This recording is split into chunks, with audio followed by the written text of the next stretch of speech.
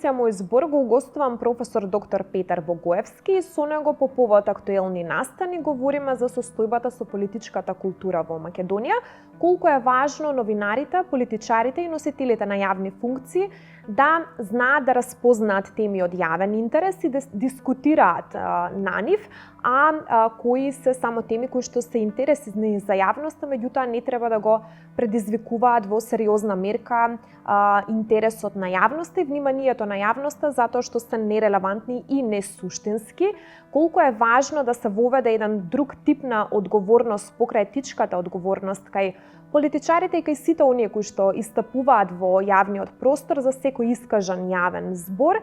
За сите овие прашања, меѓутоа и многу подетално, говориме во продолжение, а вие останете со нас и проследете го нашиот разговор. Петар, ти благодарам што ја прифати поканата да бидеш гостин во емисијата Мој збор.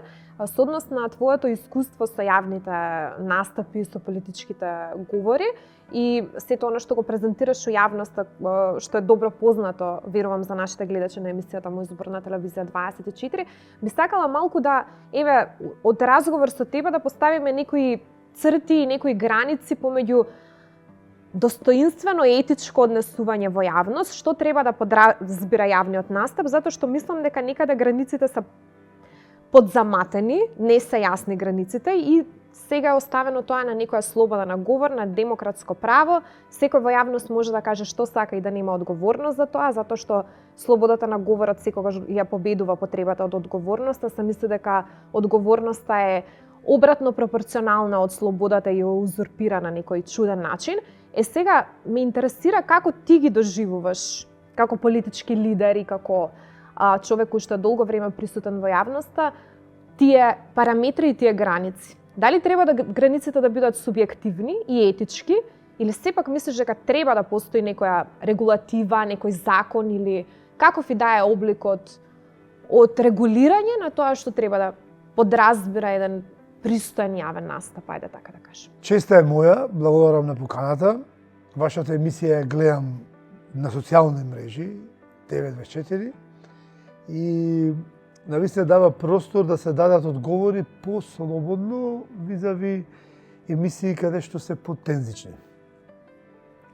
Јас ќе дадам малку вовед во тој одговор од девот на тоа дека во една моја докторска дисертација јас пишувам за општествено прифатливо поведение.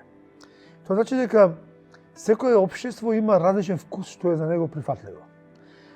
Има општества, како што се блискоисточните индиското општество, каде што се прифатливи работи кои се апсолутно незамисливи за нашата култура и нашето општество. И обратно. Работи кои се за нас најнормални, како например ad hominem напади, понижувања, омалуважувања пред јавност, на отворен простор, во национални телевизии, медиуми. Тоа е незамисливо за западните земји. Но имаме случаи каде што има и тепање на балкана на емисии. Тоа го имаме и во Хрватска, го гледаме често во Србија, сме го гледале во Бугарија и така во Грција сме го гледале со Златна Зора, нивни настапи. Така тоа се зависи што голта општеството. Тоа е општествено прифатливо поведение.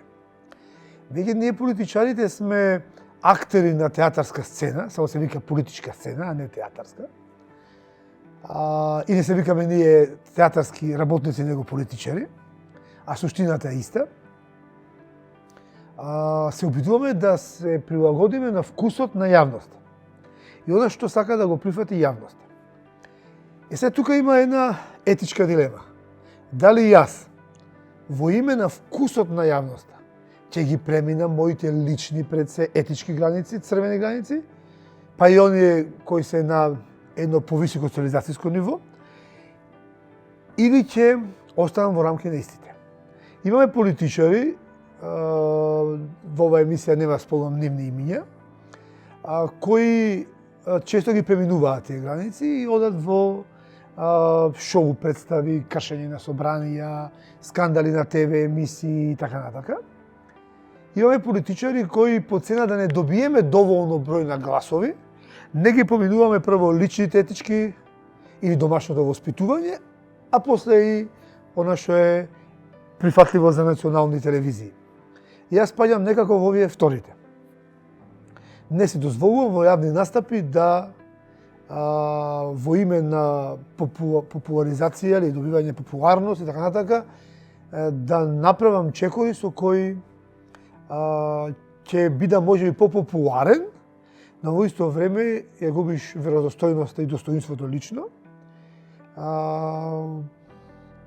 Па и по цена да бидам обвинет за глупав, за зашто не му одговори така, како можеше да го истрпиш тој да те навредува 15 минути да те вика во наводници српско копеле или да те вика предавник или да те обвинува дека си, не знам, педер, платеник, шпиун, така натака, до последните случувања кога ме нарекуваа дека сум глуп како точек.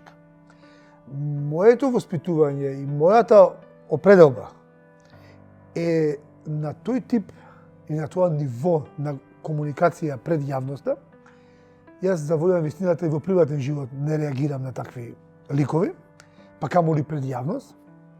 Се воздржувам од таква реакција, така ќе остане во иднина, особено што сметам дека ние треба да го наметниме нашето поведение како општествено прифатливо, а да не им дозволиме на овие другите тоа нивното поведение на ad hominem напади и навреди да го наметнат како општествено прифатливо поведение.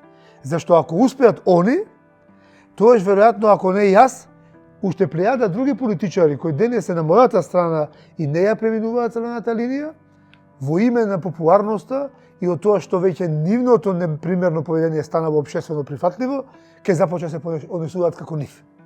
И на тој начин ние ќе биме поразените, а во наводници кажано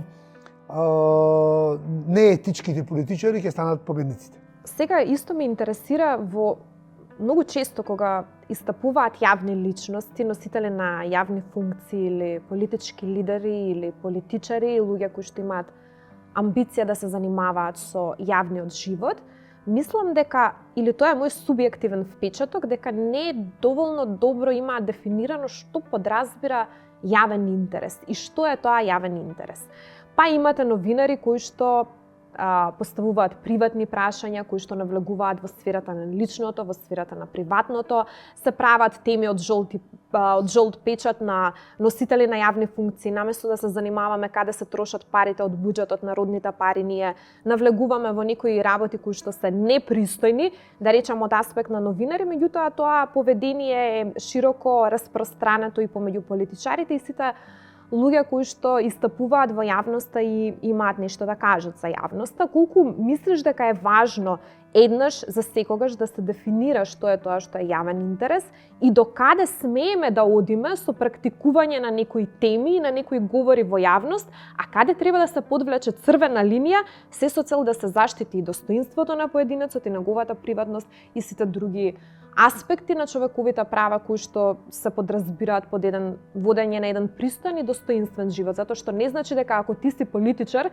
дека тебе секој има право за твојот живот да каже, за твоите избори, за твојата приватност да каже било што. Што е тоа што е релевантно да се каже за тебе како политичар или за еден носител на политичка функција или на јавна функција? Што е тоа што е важно за јавноста, а што е тоа што треба да се исклучи како тема, дури и да се казнува доколку се постигне по актуализација на такви нерелевантни теми? Во контекст на вашето прашање, прво се прават две категории на граѓани.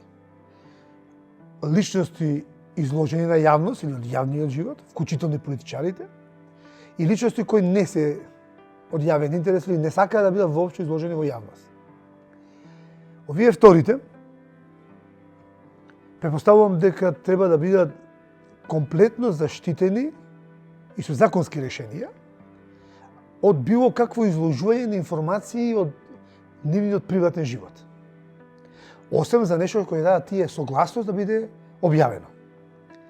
За нас вторите, или би дошло првите сега, за нас првите, кои по своја волја сме се изложиле пред јавност, сме станале јавни личности, вклучително и политичари. Треба таа рамка да биде допрецизирана. Каде завршува јавниот интерес, каде е приватната сфера. Јавниот интерес треба да биде тесно поврзан со јавните овластувања. Особено кога станува збор за политичар кој е носител на јавна функција. и злоупотребите или можностите за злоупотреба кои произлегуваат со функцијата. Например, потекло на имот. Например, располагање со стварите на државата. Располагање со или односот со вработените во институцијата во која тој ја раководи. Делот на односот, па макар и со обичните граѓани, кога он е во службена посета, па и можеби во приватно својство, но сепак секојаш е носел неговата функција. Не може да се каже дека јас сега до 3,5 сум председател на политичка партија, после 3,5 не сум. Па можам да правам што сакам. Но во исто време не сме да се дозволи јавноста да биде љубопитна, особено не новинарската фела, за работи кои се тотално приватни. И тотално нема никаква врска со она кое е од јавен интерес или би требало да интересира јавноста. Тука често немаме граница и за тоа мора да постои законско решение кое ќе јасно исцрта таа граница. Ако јас прифатам некоја јавна функција или бидам избран на некоја јавна функција од страна на граѓаните, јас морам да ги изложам моите трансакции, мојот имот, начинот на стекнување на истиот, оплодување или намалување. Морам да бидам внимателен во комуникација и со обични граѓани, секако со луѓе кои ги сретнувам професионално. На крајот таа етика важи и за професорите на универзитет. Јас и како универзитетски професор имам апсолутна одговорност по етички кодекс за комуникација со студенти, постдипломци, со колеги, професори, претпоставени, подчинети, не гледам разлика, односот е однос. Но мора да биде јасно дефинирана таа линија каде завршува приватното, каде почнува јавното. Кај нас некако тие работи се помеша и за жал. Многу повеќе луѓето ќе ги интересира работа од приватноста,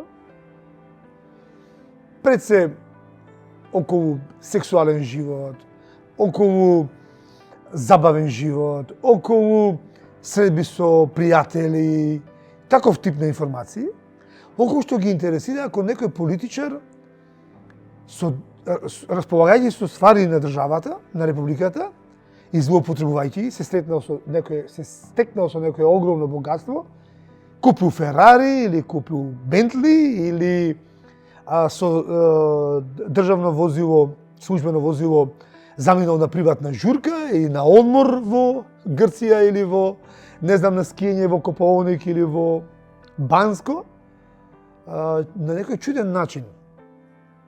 Ние имаме трачарска јавност, која интересира повеќе приватните отколку овие работи кои треба да интересираат јавноста. И тука неголемата одговорност ја имате вие новинарите. Да ставите граница и да не ја храните, ако публиката е гладна за приватност, да не ја храните со таков тип на информации, а да ја храните со јавен интерес, зашто тоа е на некој начин како процес на воспитување. После некој период од неколку години, јавноста ќе се навикне на тоа и точно ќе прави дистинкција што треба да ја интересира, а што да не ја интересира. Без заедничка една соработка помеѓу јавните личности, политичарите пред се, академската заедница и новинарите, тоа никогаш нема се случи. И верувајте, ако има политичари кои цел ден на нивните портали, без разлика колкави се тие портали, цел ден шеруваат вести од природа, од карактер кои немаат врска со јавниот интерес. Тоа го прават бидејќи има најголема читаност. И ако не престанат тоа да го прават, јавноста секогаш ќе биде гладна за тие информации и секогаш, ако некој им дотура читаност по таа основа, тоа ќе стане воспоставена пракса и нема да има крај на тоа прашање. Ова прашање ќе го почнам со една реченица малце и комична и хумористична од Рамбо Амадеус, кој што вели дека разговорот помеѓу двајца луѓе во дијада или ајде тријада помеѓу тројца луѓе секогаш се одвива на ниво на оној кој што е помалку интелигентен или народски да кажеме поглуп. Сега, Се среќаваме со различни профили на луѓе, сите ние кои што сме во јавност и работиме со јавноста, се среќаваме на секојдневно рамниште со безброј луѓе, со различни профили. Каде треба да се задржи таа граница, да не се практикува адаптацијата на нашето ниво, нашите теми на интерес, ова што ти го кажи и пред малку, значи новинарите треба да имаат воспитна функција и носителите на јавна функција и сите кои што учествуваат во креирање на јавниот дискурс и на јавниот живот. Тие треба да го одредуваат нивото. Како да го постигнеме тоа? Како да постигнеме да не го љубопитството на луѓето кои што се отаде, јавноста, кои што се публиката практично во оваа ситуација, да не го храниме со некои работи кои што не сметаме дека се достоинствени, не ги вреднуваме од естетски причини, од етички причини, сметаме дека се несмислени, непристојни, невкусни и така натаму, се со цел нели да изградиме една општа слика која што ќе биде малку пооптимистична од она што го опиша ти во твојот претходен одговор, со кој што јас целосно се согласувам. Бидејќи така започнав емисијата, јас морам да бидам искрен. Јас сега тука спаѓам во оној тип на политичари кои секогаш нивото на вокабуларот го штелува, го симнува или да речам го прилагодува на публиката. Зошто бидејќи имав често забелешки од пиар експерти со кои сум работел во кампањи, измеѓу кампањи и сега и денес, дека многу поважно е граѓаните да го разберат кажаното, отколку тоа да биде кажано, колку да биде кажано и да отиде онака во етер. Како стрела на празно испукана. На времето во Југославија, или пост Југославија, транзитскиот период, имаше политичари кои се користеа со многу интернационализм. И тоа импресионираше јавноста. И тоа беше многу убаво. Јас како младинец тогаш, дете, па и младинец, па и политички младински активист, тоа ме импонираше на некој начин. Некако се гордеев кога ќе видам дека има политичари во политичките партии, универзитетски професори, кои се изразуваа со вокабулар кој ние не го слушавме секој ден по улиците, во нашите средини, во школите или било каде. И тоа беше еден прекрасен период во тој поглед. Беше многу тежок и катастрофален во економија и сиромаштија и беда и распад на општеството, но во тој поглед беше одличен. Но во последниве 15 години нешто се смена целосно. Тоа стана заборав. И веќе користење на академски вокабулар, тематика, начин на изразување, анализа, вметнување на примери или аргументи, стана дегутантно, досадно и неприфатливо. Некако стана мангуп во наводници или прифатлив увото на граѓаните свртено или го слушаат кон оној кој може да го разбира што кажа.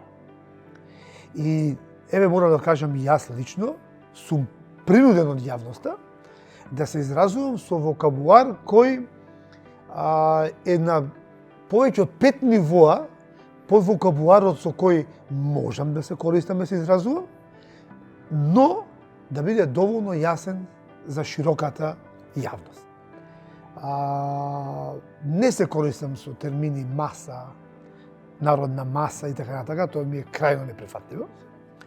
Издржувам да не користам таква терминологија, меѓутоа речениците, ковот на речениците и начинот на составување на аргументацијата морам да признам на едно базик ниво, на едно основно ниво. И од кога започнав така, јас добив фидбек од граѓаните. Тек тогаш осетив позитивен фидбек. Дека започнуваа да ме разберат што говорам. Кога јас пример една тема за граѓански устав, ќе ја говорам на академско ниво, ја немам никаков фидбек. Имам фидбек, предам некој го платил да зборува. Зашто никој не ме разбрал што сум кажал. Но кога тоа ќе спуштам на улично ниво, и кога сите ќе ме разберат зошто тоа го пропагираме како политика на партијата и како моја лична заложба или определба или став, убедување, тогаш имаме одличен и позитивен фидбек. И тука на некој начин влеговме во светот на пазарот. Знаеш, продавачите, трговците го нудат на пазарот оно што се купува. Никој не го нуди на пазарот оно што не се купува. Секој се обида направи производ кој е прифатлив за купувачите. Има пазар за него, викаат, има купувачи за него. Така и ние политичарите. Започнавме да продаваме идеи, ставови, односно да користиме вокабулар и терминологија која се купува, која народот ја прифаќа. И едноставно тоа е тоа. За жал, морам да признаам за жал, меѓутоа јас во последниве 3-4 години, особено после тешките избори 2020 година, дојдов од оваа страна на политичари кои го превладуваат начинот на изразување според потребите на граѓаните. Ме интересира миксот помеѓу личното и она што е во интерес на јавноста или во интерес на групата што ја репрезентираш, што ја представуваш, ти како лидер на политичка партија или политичар, ајде да збориме генерално, да не зборуваме само ти како образец или ти како парадигма, како личност, да зборуваме во еден погенерален контекст. Кого представува политичарот, кого представува носителот на јавна функција со своите настапи? Затоа што ако е некој носител на јавна функција или ако некој ме репрезентира мене на известен начин во својот јавен настап или во својот политички говор, тоа може да кај мене да предизвика некоја несогласност, невкусност со начинот на кој што некој се однесува. И стандардите што воопшто ги поставува во јавност, затоа што тоа има многу подолгорочни последици од тие лајкови што ќе се соберат на Facebook или на социјални мрежи, кои што се инстанти, кои што се актуелни во еден краток временски период, меѓутоа долгорочно се гради една култура на политичка некултура, на политичко непочитување на соговорникот, на различностите и така натаму. Ги спомна веќе ад хоминем аргументи кои што воопшто не се аргументи, туку имаат за цел да навредат. Каде е таа црвена линија која што треба да ја поставиме и многу ми е битно прашањето кого представува еден поединец, политичар, носител на јавна функција, новинар, кога истапува јавно. Во својот јавен настап кого тој представува, колку лично себе се представува, а колку треба да има одговорност за оние кои што го избрале и нив ги представува, односно својата група. Морам да признам одлично, но и клучно прашање. За лидер на политичка партија. Сега ќе ви кажам зошто. Ако е премине странената линија, ги губи фоловерите, следачите и поддржувачите. Тоа се раѓа една чудна синергија. И ти сам добиваш, они ти упатуваат, некогаш јасно и гласно, некогаш не, со молчење, но тоа некако формира една рамка на поведение твое како лидер на партијата и рамка до каде можеш да одиш. И тоа и да не е пропишано во статут на партија, во одлуки и така натака, него тоа се создава тоа чувство како трето чуво, трето уго, како така. Многу интересен феномен е тоа. Кој јас го создадов последниве неколку години, откога македонски концепт прерасна во официјална политичка партија. Се знае што е демократски централизам, дека ние во партијата внатре на форуми дискутираме комплетно за све, отворено без никакво ограничување. Често јас ги поттикнувам моите соработници во партијата, по председатели, секретари, чланови на председателство на национален комитет, така натака, регионални координатори, шефови на асоциации, да бидат отворени и строги и да го кажа своето мислење јасно, гласно и отворено. Но кога ќе донесеме одлука, таа одлука е задолжителна за сите нас, вклучително и мене. И кога јас ќе имам јавен настап, таа одлука ја презентирам апсолутно во рамки на одлуката, но начинот и вокабуларот може да ми дозволи 20% одстапка. Ради моментална експресија, моментален моментум на изразување, време што ќе дал новинарот да одговори, така натаму. Но одлуката е таа. Ставот по тоа прашање политичко е тоа. И јас како лидер на партија немам никаква лична слобода. Да си кажам дека да, партијата смета за тоа има негативен став, но ја како лидер позитивен став. Не, тоа не може така. Треба да назначам дека тоа е личен став. Но тоа може во граѓанско движење, во граѓанска организација, тоа може кога си трговец поединец или политичар поединец, но кога си лидер на регистрирана политичка партија како јас, тоа има јасни правила на игра. Сум пробал неколку пати да излезам од тие правила на игра. Тука поддржувачите не простуваат. Тука поддржувачите те напуштаат. Морам да признам, еве пошто рековме ќе биде искрена емисија, често тоа ние лидерите го правиме и пресметано.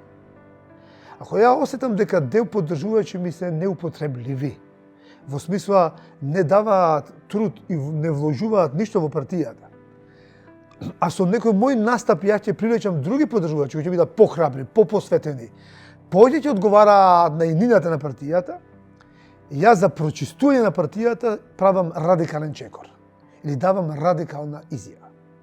Тоа до сега сум го направил со македонски концепт 3 пати. 2 пати сум објавил војна на 20 министри, во наводници, еден велелепен министер за внатрешни работи и еден велелепен министер за одбрана. И еднаш сум пуштил соопштение со недоличен вокабулар, кој е пресилен за вкусот на префинети членови на македонски концепт, кои се само префинети, а од друга страна ќе донесе огромна поддршка во јавноста и нов тип антикорупцијски определени граѓани и активисти. Со цел да ги добијам јас овие вторите, кои се многу посилни борци во политичката битка, сум пресветил дека тие десетина префинети ликови кои ќе ги изгубам се исплатлива цена. И тоа сум го направил. И тоа резултирало токму така.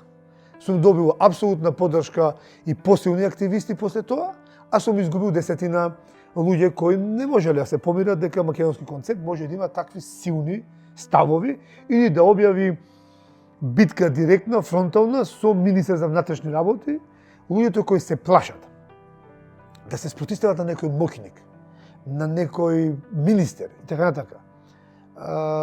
Тие нема да бидат ниту добри раководители во иднина, ако ги ставиш на некоја позиција. Они ќе се плашат да направат реформа, ќе се плашат да направат суштинска, системска промена на местото каде што се поставени. И од тие луѓе ние само ќе имаме поставување на, јас ги викам, свеќи, додека догори на некоја позиција. Обично таа позиција ќе употреби само за личен интерес и ништо повеќе, и од него нема ништо да види добро ниту народот, ниту општеството, ниту државноста. И секој политичар си прави, нели, тоа е одговорноста на лидерот на партијата, да ја раководам таа партија и да ги правам тие пресметки, но да знаете дека и некогаш кога делуваме непромислено дека сме действувале, не е така. Се е тоа математички пресметано. И точно е промислено. Петар, ти благодарам за твоето денешно учество во емисијата Мој збор. Мене неколку клучни моменти од она што го кажа, мислам дека ќе ми останат забележани за долго време. Една од тие е дека јавноста е спореди со Панаѓур и навистина е тоа така, како една вавилонска кула кај што многу луѓе, многу гласови се слушаат, многу галама, многу врева, многу малце луѓето се разбираат помеѓу себе. Мислам дека треба да се воведе некоја култивација на самата јавност, да се воспостават некои рамки и норми на действување, а тоа повторно еве еден јавен апел е одговорност на јавните личности, на луѓето кои што стапуваат во јавноста. Уште еднаш ти благодарам за твоето учество во емисијата Мој збор. Јас би завршил само со еден апел. Мудрите да станат многу погласни, а прегласните, а празни во себе, да го намалат тонот. Ви благодарам на поканата. Нивото на пристојност го одредуваат не само надворешните фактори, туку сепак и внатрешната совест и внатрешните и личните чинители кои што ги определуваат нашите етички граници за тоа колку смееме да се прилагодиме на интересот на јавноста или на нивото на соговорникот, сепак за да одржиме една достоинствена политичка култура и да изградиме политичка култура која што ќе е релевантна, вклучувајќи го поинтензивно јавниот интерес, односно поинтензивно темите од јавниот интерес, треба сепак да се задржи таа лична граница и секој поединачно кој што учествува во јавниот живот да има на ум дека има една голема одговорност за тоа што ќе се пласира во јавноста и како тоа ќе влијае на идните генерации, на публиката и какво општество и клима во поглед на вербалната конверзација и културата на комуникација ќе предизвика. Тоа се нашите заклучоци од денешната емисија со професор доктор Петар Богоевски, а јас ви закажувам повторна средба веќе наредната недела со нови теми, нови гости и нови содржини. До тогаш ви посакувам пријатна работна недела. Се гледаме!